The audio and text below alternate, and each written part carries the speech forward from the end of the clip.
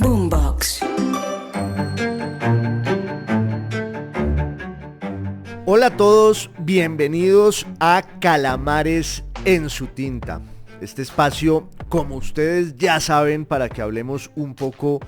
de historia, de historias, de libros, de personajes raros y curiosos. Para que nos asomemos en el siempre esquivo y aleccionador pasado, en cuyas aguas inquietantes veremos quizás el reflejo de nuestra propia época, o por lo menos muchas claves para entenderla y narrarla un poco mejor. Hace unas semanas yo reseñé aquí una noticia no solo muy emocionante y conmovedora, sino también muy importante, aunque habrá quienes la consideren más bien una anécdota menor, pero no lo es en absoluto. Esa noticia es la del hallazgo, por fin, de un método para desentrañar, para descifrar los papiros carbonizados de Herculano, esa ciudad en la bahía de Nápoles, en la Campania italiana,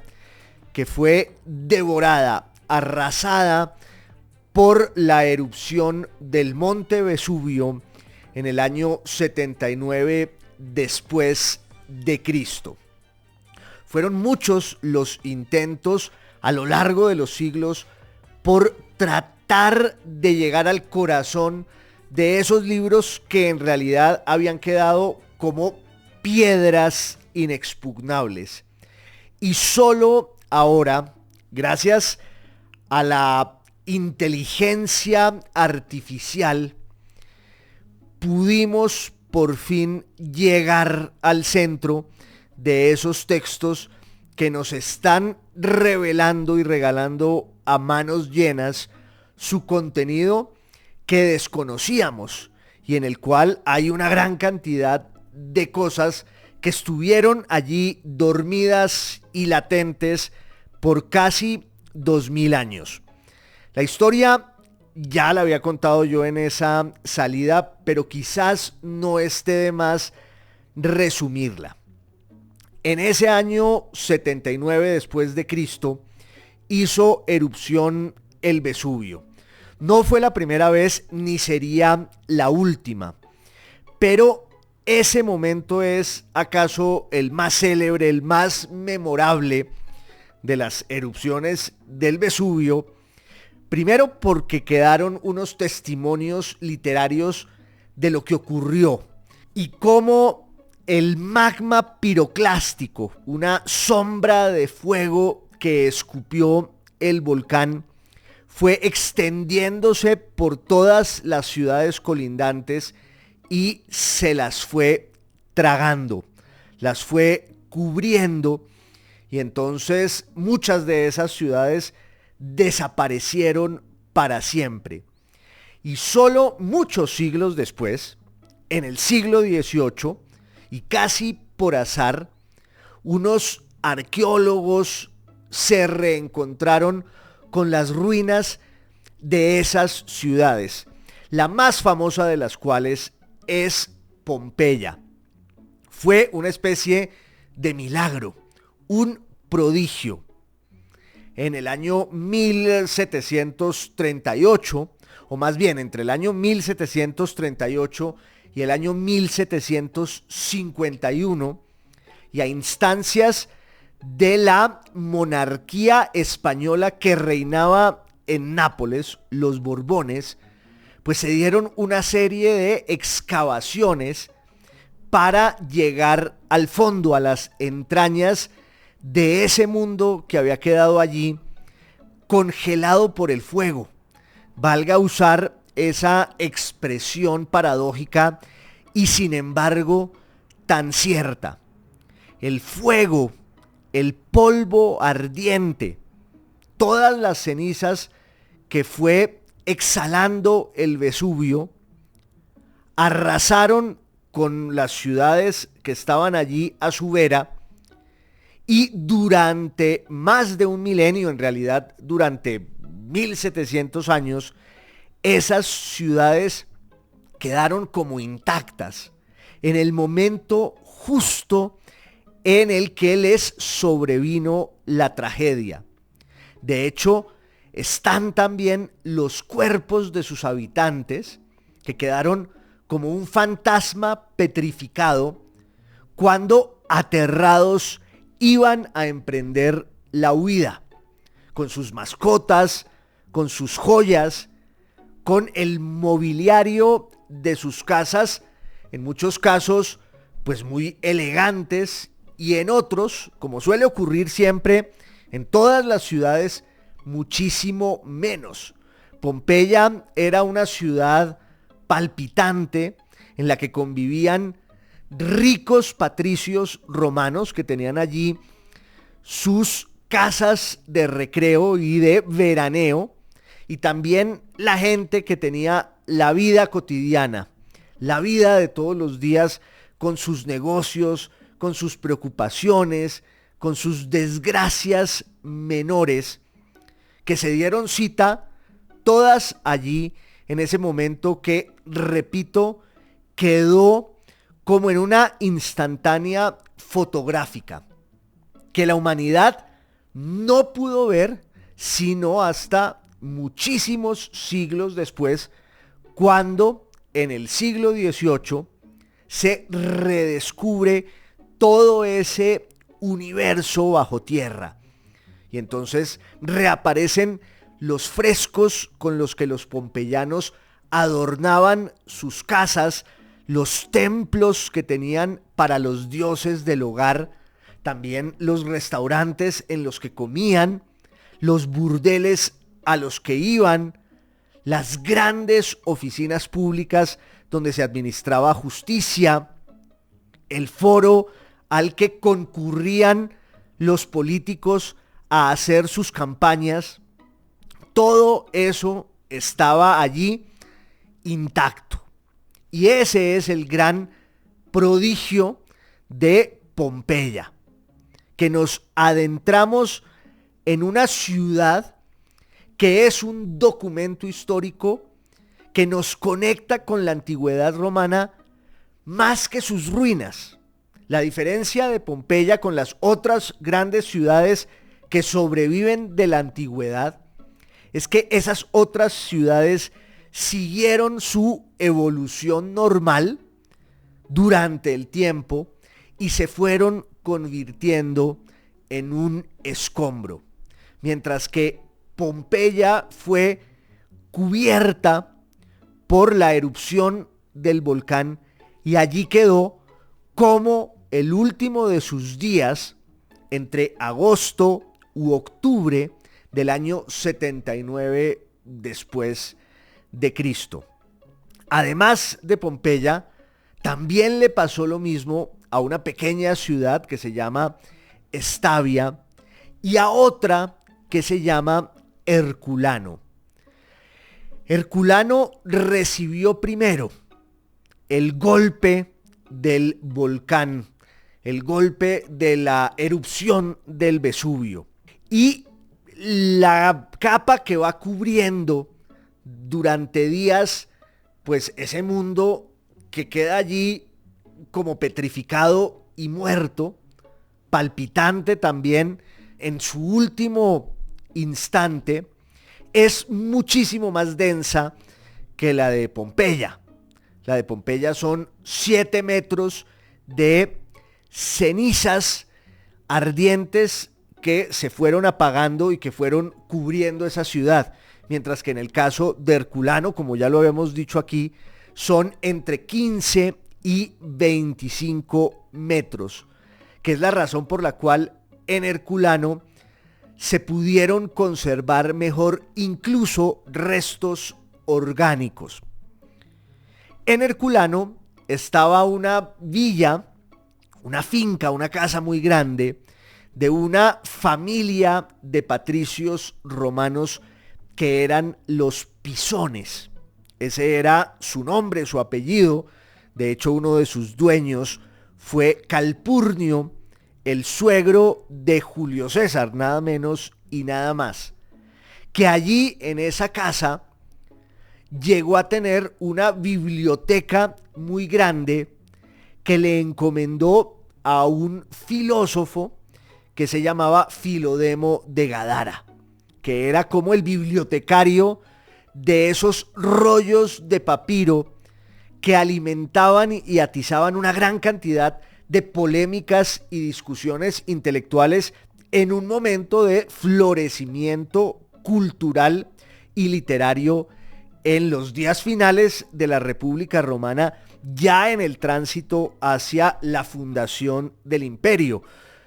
No sobra decir que este Filodemo de Gadara, por ejemplo, era amigo de Virgilio, maestro de Horacio y de otros escritores más que gravitaban allí en el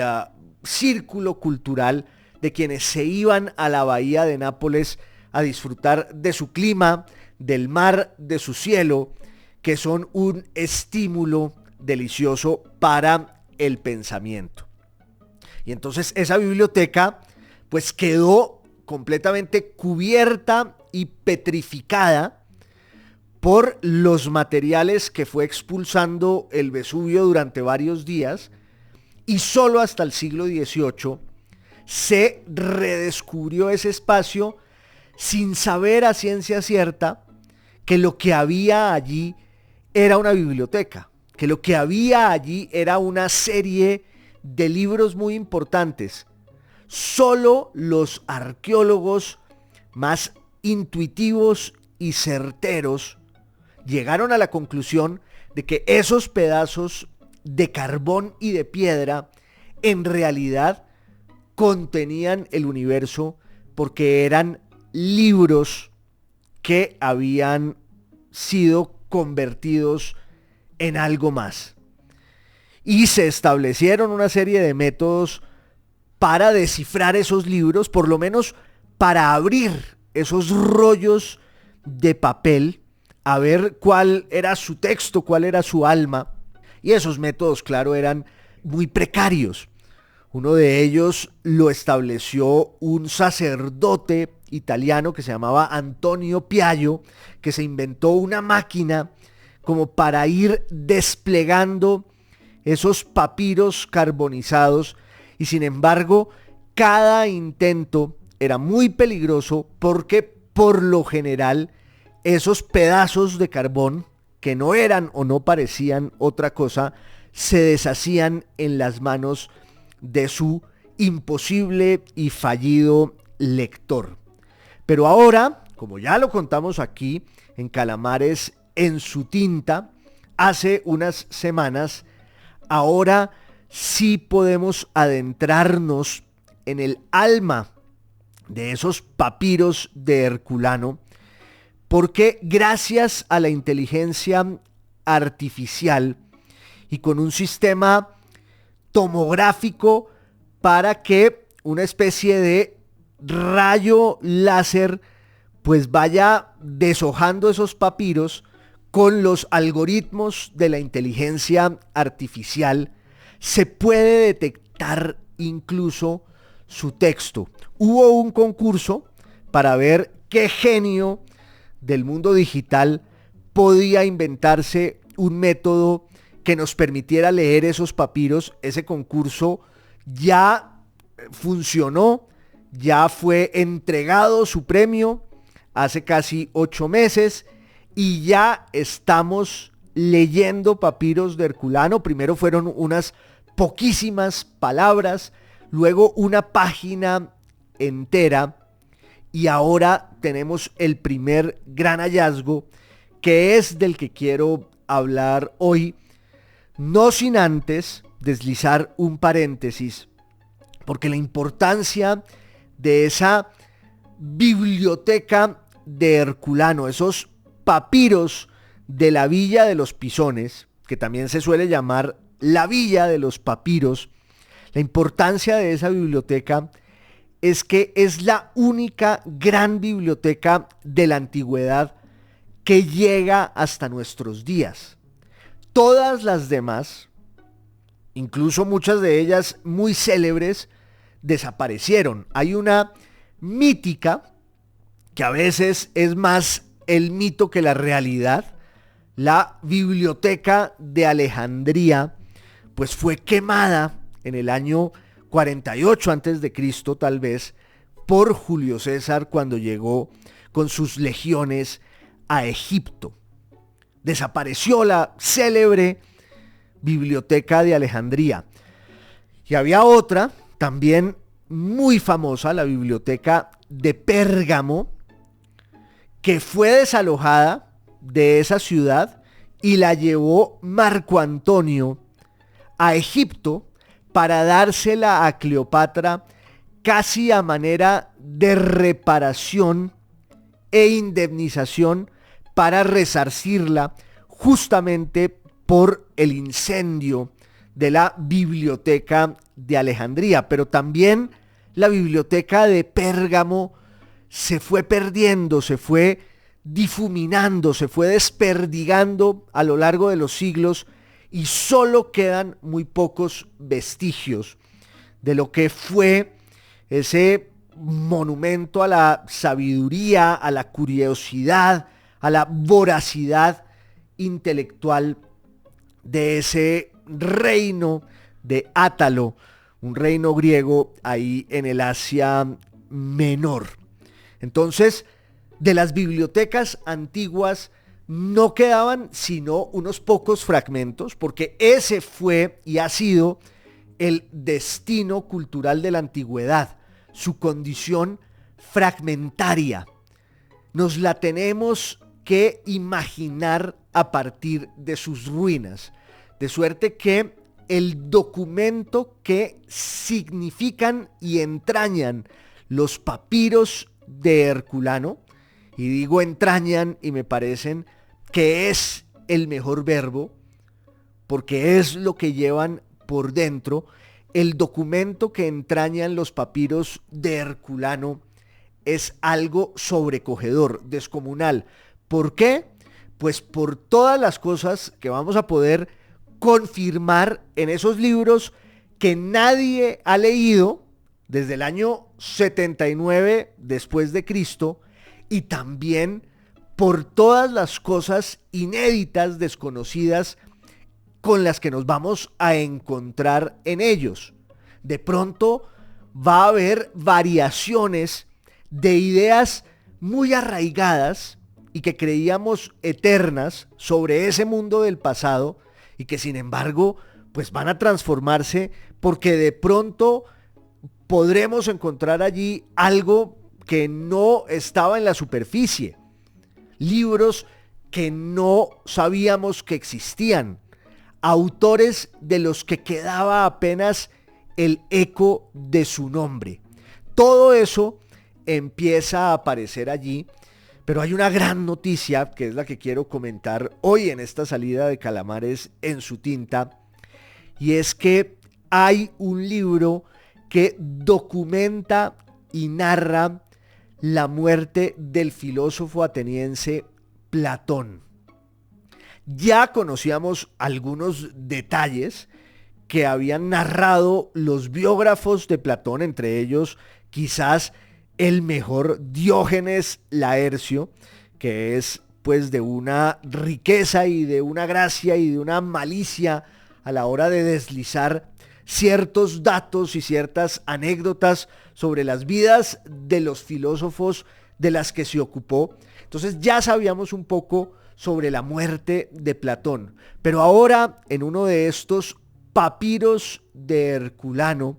aparecen nuevos detalles de las horas finales del que es quizás para muchos, y yo estoy de acuerdo con esa idea, el más grande de los filósofos de todos los tiempos. Este Aristócles, como se llamaba en la realidad Platón, que parece ser estaba en una gran fiesta en Atenas en el año en que murió, en el año 347, y tuvo que ser sometido a una música, una niña que venía de una ciudad lejana y que estaba tocando un instrumento desafinado. Y es muy probable, cuenta este documento, que las últimas palabras de Platón, siempre incisivo, siempre arrogante y siempre irónico y crítico, pues fuera un lamento por la pobrísima interpretación de esa música que le habían llevado para alegrarle sus horas finales, y en realidad ocurrió lo contrario. Este documento también precisa el lugar de la academia donde quedó enterrado, donde quedó la tumba de Platón, porque además no es que lo enterraran, sino debieron poner allí la urna con sus cenizas. En el caso de Platón, pues a propósito de esta noticia, quizás no esté de más que nos asomemos un poco ya en esa biografía y en esa vida, ahora que tenemos más información sobre su muerte.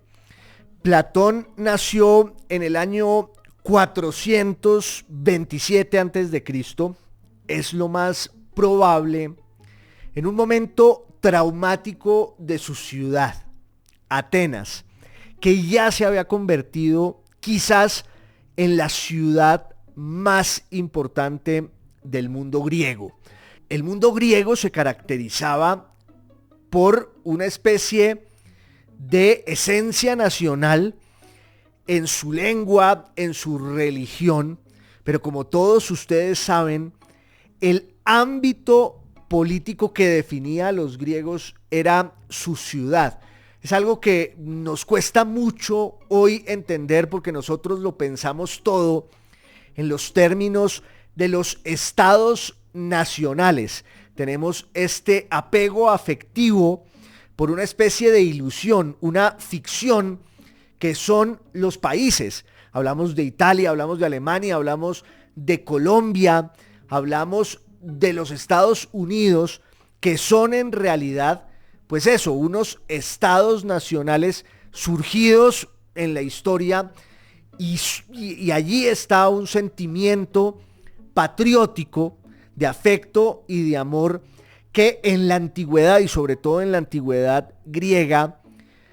se profesaba solo por las ciudades que eran las que contenían realmente la identidad de la gente. La gente en la antigüedad, hablemos por lo menos del mundo griego y del mundo romano, no pertenecía a eso que todavía no existía, ese ideal de lo griego o de lo romano, más allá de la cultura, de la lengua, de la religión. La gente pertenecía a un ámbito muy concreto que era su ciudad-estado, la famosa polis. Una de las polis griegas, pues más conocidas, más importantes, era Atenas. Y en el caso de Atenas había habido ya un momento de consagración política y militar, porque resulta que en el siglo VI antes de Cristo, a finales del siglo VI antes de Cristo, a principios del siglo V antes de Cristo, un imperio oriental que había surgido entre Asia y la Mesopotamia, que era entre el centro de Asia y la Mesopotamia, que era el imperio persa, pues trató de conquistar a los griegos que estaban allí en ese enjambre de ciudades-estado y que compartían esos valores que los unían, la lengua con sus dialectos, la religión y como una cultura que los definía. Y fue justo en el momento en el que los persas tratan de entrar a Grecia cuando los griegos empiezan a tener una conciencia mucho mayor de que pertenecen a esa cultura que los une más allá del ámbito de sus ciudades. Los griegos además se habían proyectado sobre el occidente, habían llegado al sur de Italia y lo habían conquistado casi todo. se habían establecido en la Calabria, en la Apulia y sobre todo en la Sicilia, donde reprodujeron pues esos rasgos de esa cultura griega, de esa cultura helénica, que tiene su primer gran desafío cuando los persas tratan de dominarla, tratan de conquistarla. Las dos ciudades más importantes del mundo griego en ese momento, a principios del siglo V antes de Cristo, eran Esparta, que era una ciudad pues llena de una tradición militar y jurídica muy férrea, en la que se educaba a los hombres para el destino de la guerra y la defensa de la patria, que la patria era la ciudad, y estaba por el otro lado Atenas, que tenía una tradición un poco distinta, aunque también pues siempre existía esa vocación militar y esa necesidad de defenderse, pero por alguna razón en Atenas había una inclinación mayor al comercio, a otros valores que ya se habían expresado en las leyes y en las formas de gobierno que tenían los atenienses, hasta cuando viene la amenaza de los persas y los atenienses y los espartanos se unen para defenderse de lo que parecía pues un ataque infalible. Si uno pensara en las cifras que se daban antes de la llegada de los persas o el intento de la llegada de los persas a Grecia, pues era imposible que los persas no se tomaran Grecia. Y sin embargo, los griegos se defendieron con tanto valor que lograron expulsar de su suelo a los persas, y eso le dio un empuje, sobre todo a Atenas, que se volvió la ciudad más importante del mundo griego. Tanto que Atenas se vuelve el epicentro de un nuevo intento de dominación política de lo griego en torno a los grandes políticos y líderes militares atenienses. Eso es lo que va a pasar pues a lo largo de todo el siglo V antes de Cristo, que es el momento de mayor esplendor de la cultura ateniense, de la cultura ática en el ámbito griego. Es lo que uno siempre veía en los manuales de colegio, esa glorificación de Atenas como la suma perfecta de todos los grandes valores culturales de la antigüedad griega. La construcción de la Acrópolis, o más bien el establecimiento allí de un gran templo, el Partenón, en tiempos de un líder político que es Pericles, bajo cuyo gobierno también aparecen los grandes dramaturgos, los grandes autores de la tragedia griega, que es un resumen del alma y la cultura de ese mundo, que asume que el destino es una especie de llamado inevitable que define la vida de cada quien, dentro de unas nociones filosóficas pues que de pronto hoy son, no sé si inalcanzables, pero por lo menos para lo que estamos narrando aquí, casi innecesarias. Porque el cuento, en lo fundamental, el relato, es que en ese momento de la historia, Atenas es la ciudad más importante del Mediterráneo. Y es también un esplendor político que tiene que ver con la imposición de la democracia ateniense.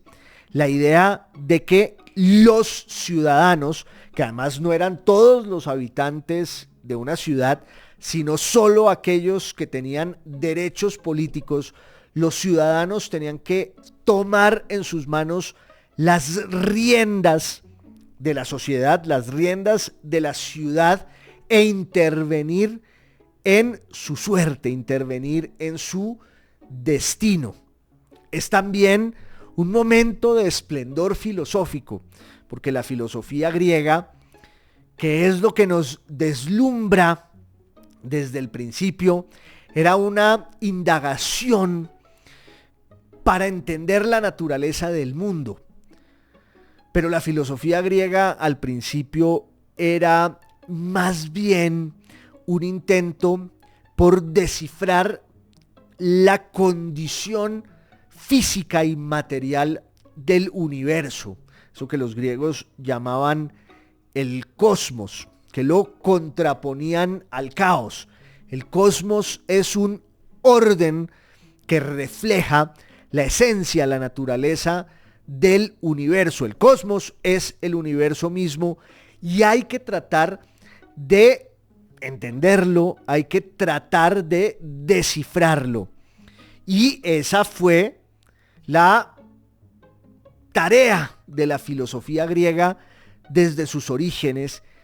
en un discurso que se ocupaba casi siempre de lo material, de lo físico, de lo tangible. Pero ese relato filosófico fue desplazándose luego hacia lo humano, no hacia lo que estaba afuera, sino hacia lo que estaba dentro del ser humano, que un sofista dice que es la medida de todas las cosas, justo por eso, porque el ser humano define realmente la índole del universo, a partir de lo que son las cosas y de su condición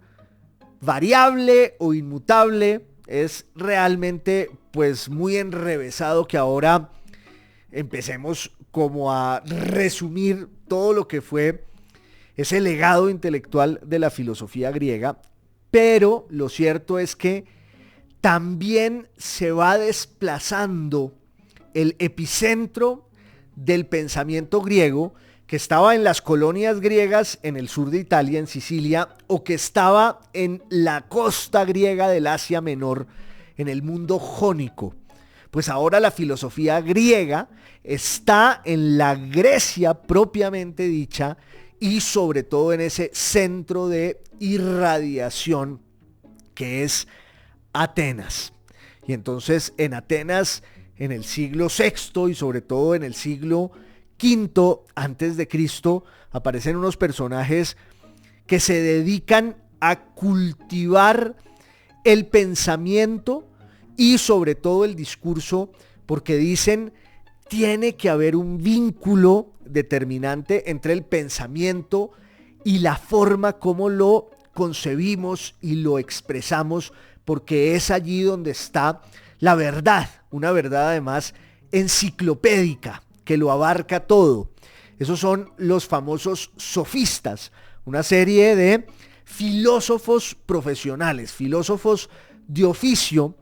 que se dedicaban además a enseñar la filosofía y que vivían de esa profesión, cobraban por ella y prometían una especie de saber infalible que, como ya dije, lo cubría y lo abarcaba todo. A veces nos parece que esa idea de los sofistas es un poco arrogante. No en vano todavía hoy usamos su nombre casi como un sustantivo que califica para mal a quien lo recibe. Cuando decimos que alguien es un sofista, pues estamos denotando allí un cierto desprecio por su forma de hablar, que no siempre es la más sincera y no siempre es la más respetable desde el punto de vista moral, como si un sofista fuera un experto en zurcir, en entretejer falacias y en manipular las palabras para persuadir a los demás de una gran equivocación. Esa idea de los sofistas tiene mucho que ver con el hecho de que en la historia de la filosofía los contraponemos siempre con el verdadero héroe del relato filosófico de la Grecia antigua, que es nada menos y nada más que el señor Sócrates. Sócrates superestrella, Sócrates superstar, un personaje encantador, brillante, como decía alguien alguna vez, una especie de hippie que iba por las calles atenienses y que se burlaba de los sofistas, o por lo menos descreía de sus principios y de sus métodos. Decía un oráculo que Sócrates era el hombre más sabio del mundo griego. Y Sócrates respondía con una frase de la que abusamos muchísimo, una frase que se ha vuelto un lugar común, y es esa de solo sé que nada sé, que sin embargo sí recoge bastante bien lo que al parecer era el pensamiento de este personaje sobre el que tenemos que hablar así, de forma un poco vacilante, a pesar de toda la admiración que siempre nos suscita, porque resulta que Sócrates no dejó nada escrito, aunque no sabemos si de golpe en estos papiros de Herculano aparezca, quizás, ¿por qué no?, un texto escrito por Sócrates en una tablilla de cera, que era como los filósofos por lo general escribían sus cosas, que empezaban a pasar de mano en mano entre sus discípulos, y eso se iba copiando, se iba transcribiendo, se iba transmitiendo, y de allí pues surgen los libros de estos filósofos del mundo antiguo que han llegado hasta nosotros. En el caso de la mayoría de esos filósofos de la antigüedad griega, pues quedan unos libros fragmentarios. Y se habla de esos filósofos como de los presocráticos, justamente para establecer la importancia radical, casi revolucionaria, de la figura de Sócrates, que va a dar un timonazo en la filosofía griega, por lo que dije. Primero, porque Sócrates no se ocupa ya, o no solamente, de la dimensión física y material del mundo, del universo. La gran preocupación de Sócrates es la moral, es la ética, es lo que tiene que ver con lo que el ser humano es en el plano de su condición individual y todo lo que anida en él, y también en el plano de la sociedad y en lo que tiene que ver con la relación de cada individuo con los demás, a partir de un valor central, esencial, definitorio en la filosofía griega, que es la idea de la virtud. Pero esa idea de la virtud también la cultivaban y la promovían y promocionaban los sofistas. En su caso sí se puede decir que la promocionaban, porque, repito, vivían de eso. ¿Cuál era la diferencia entonces entre Sócrates y los sofistas para que Sócrates sea tan revolucionario y sea una especie de partidor de las aguas de la historia de la filosofía griega? Que hablemos de los presocráticos y luego empecemos un nuevo relato con él. La diferencia esencial entre Sócrates y buena parte de sus contemporáneos es el método, la forma en que él se aproxima al pensamiento, a la filosofía y a la manera de enseñar el pensamiento y la filosofía. Más que enseñarlos, cultivarlos, porque entre otras, la idea socrática es esa, que no es que uno pueda enseñar nada, sino llegar más bien al esclarecimiento de la verdad por la vía generosa y humilde del diálogo, de la duda e incluso de la ignorancia como una expresión de la conciencia que es muchísimo mejor, más noble y más pura que la arrogancia de quien, como muchos de los sofistas, pues cree que va a poder abarcar todo ese conocimiento y lo vuelve una suerte de fórmula estática que puede reproducir con sus discípulos mientras les va cobrando una fortuna. También hay quizás una injusticia en esta idea maniquea que tenemos de los sofistas y de Sócrates. Y hablo de una idea maniquea porque es un poco dividir entre buenos y malos la historia del pensamiento. Y eso fue así por el protagonista de esta salida, al que todavía no hemos llegado, que es el señor Platón, de cuya muerte tenemos ya nuevos datos, nuevas primicias, nueva información. Pero no hemos llegado a Platón porque es fundamental que pensemos en su maestro, en Sócrates y en lo que estaba pasando en la Atenas en la que nació Platón. Pero este relato casi cinematográfico y maniqueo de héroes y villanos, de buenos y malos, pues entre otras lo establece Platón y otros discípulos de Sócrates que lo exaltan, que lo celebran, que lo ponen como un gran modelo y obviamente lo enfrentan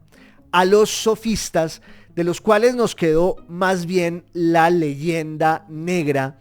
de que eran los interlocutores, las víctimas y la competencia de Sócrates. Y como Sócrates es un personaje